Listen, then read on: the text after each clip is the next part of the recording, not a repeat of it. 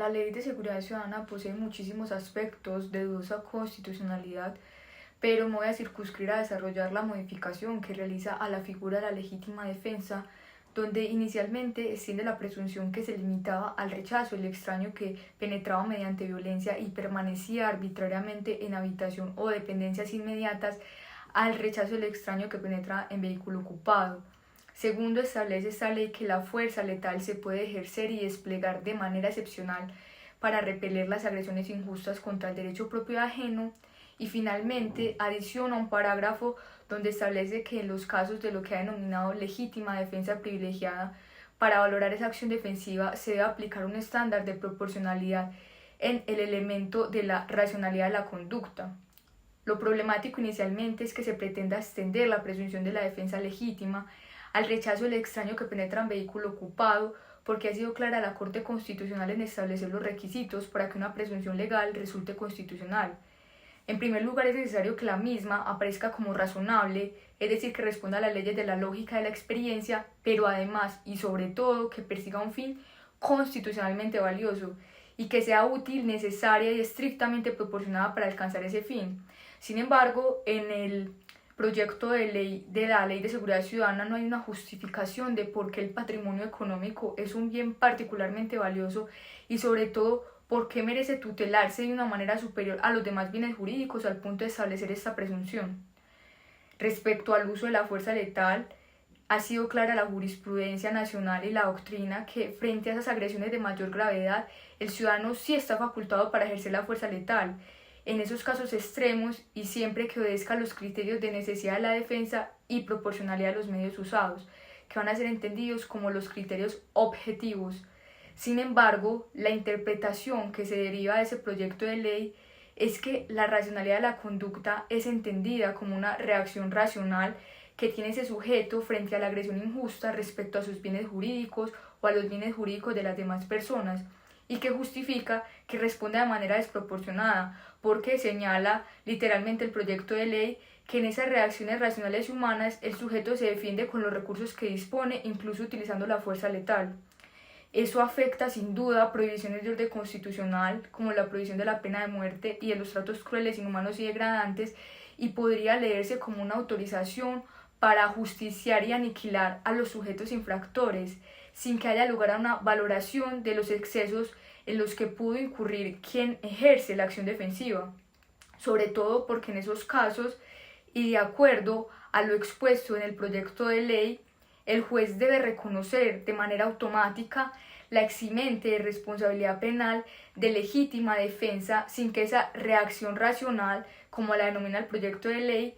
pase por el tamiz de proporcionalidad que se le exige en cuanto a la necesidad de la defensa y la proporcionalidad de los medios usados.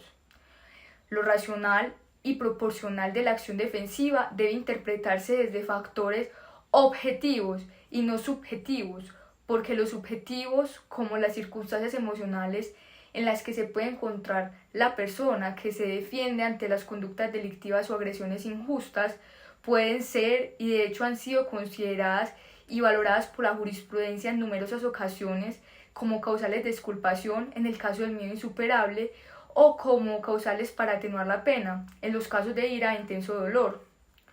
Lo que debe entenderse de manera clara es que el ejercicio de la legítima defensa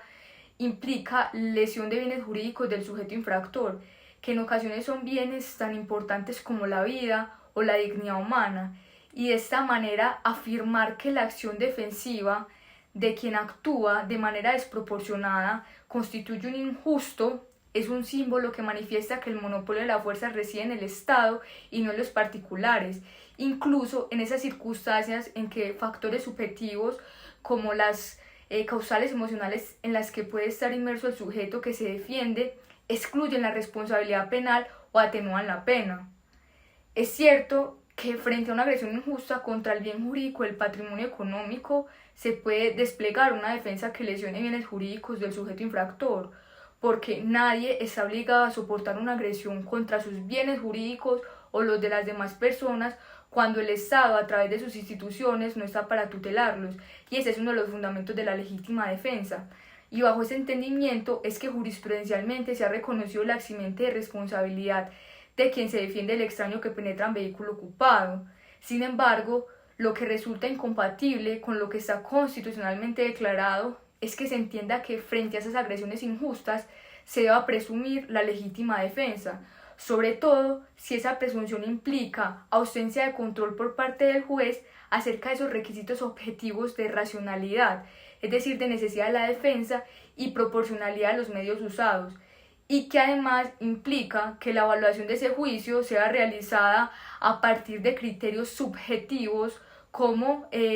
las circunstancias emocionales en las que puede estar inmerso el sujeto que realiza la defensa.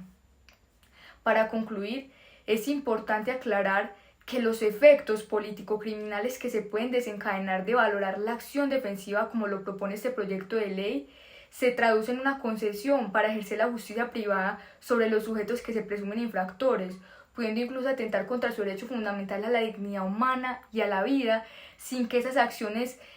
defensivas respondan a los criterios objetivos, lo que resulta totalmente peligroso en nuestro contexto social, donde esas autorizaciones estatales, legales e ilegales, al ejercicio de la justicia y de la seguridad privada, han derivado en formas de relacionamiento profundamente violentas y hostiles hacia aquellos que atentan contra el orden social que se ha definido en torno a la protección de la propiedad privada.